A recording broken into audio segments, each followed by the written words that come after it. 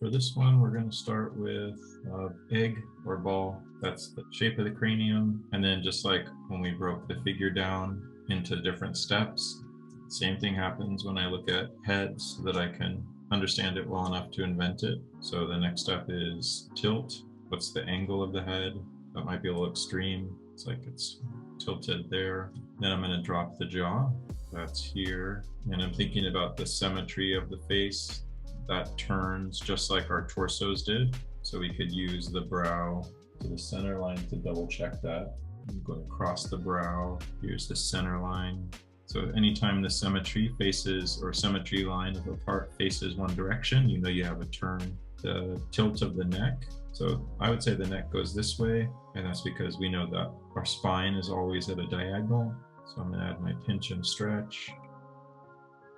So you have to have at least this much, no floating heads, and I'm looking for a shoulder. So floating heads is one of the worst things to do just because it keeps the relationship to the rest of the body pretty ambiguous, but people do it all the time. So at the very least, I would say always try to get in a neck and then a shoulder.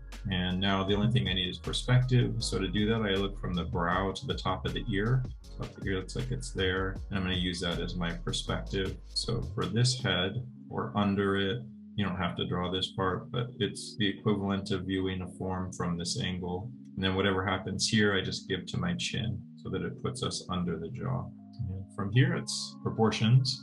So nose is half between brow and chin. Sockets is half between nose and brow. And your eyes are half between sockets and brow. From the nose to the chin, it's thirds. Your lips are a third of the way down. Your chin is a third of the way from there. So that's all I need for proportions. I can always fudge them later to get a specific likeness, but that's my standard.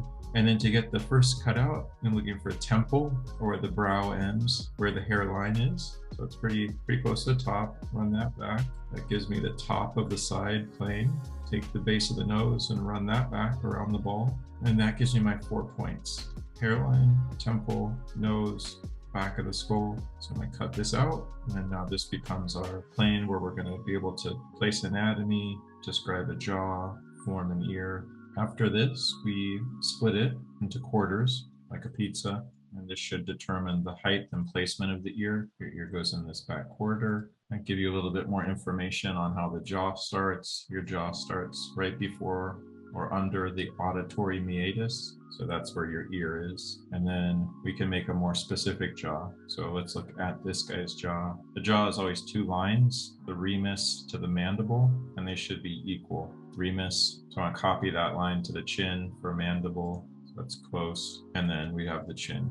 Here, what I'd also do is add the rhythm from the top of the ear to the corner of the chin. So it'll just be this big sweeping arc, and then that's going to also give you your side plane. So now I have a difference between the front of the face and then the side of the cheek. So all I'm really trying to get you to do is stop drawing outlined faces with features inside. And so this approach is meant to give you an awareness of the different planar changes, and so that you can have an idea of how heads are assembled. So this is canopy to your jaw.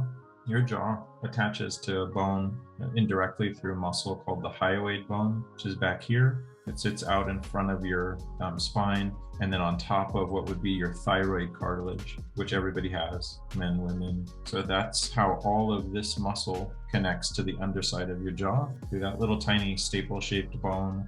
And that's what we're seeing when we look at his shadow here, right? Because all of this is a plane that's connecting the bottom of the jaw to the neck. But if you don't have this, or you can't find it, sometimes it'll make the head look oddly disconnected from the neck because there's no transition. Transition there is the same, S and C.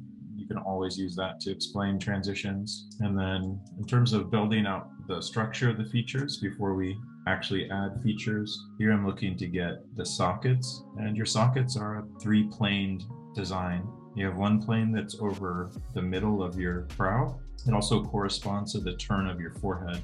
So this is, you can tell from the lighting, right? This is a different value and color. And then as the forehead changes direction, this is a plane that starts to move closer to the light. So that's why it's getting lighter and more yellow. But that also is how your eyelids fold, or your socket folds. So your sockets have a straight brow, and then everyone's sockets kind of narrow and fold down a bit. So you can do this step by finding those three, or you could just do a uniform cut for the sockets, just one plane. But once I find that, I just drop a line back to the sockets proportion line. That's right there. And then, even though this is more kind of robotic, the way that this is structured is through your cheekbone. So if we were to draw a cheekbone, your cheekbone is lower than the rhythm we described. So your temple would come up like this, your cheekbone comes to this point, and then at about here it turns. And then your cheekbone is what creates the structure that is the bottom of your socket. So your cheekbone turns from this side plane to this front plane. And then your cheekbone is really crazy. It welds into your teeth. So it's part of your denture sphere.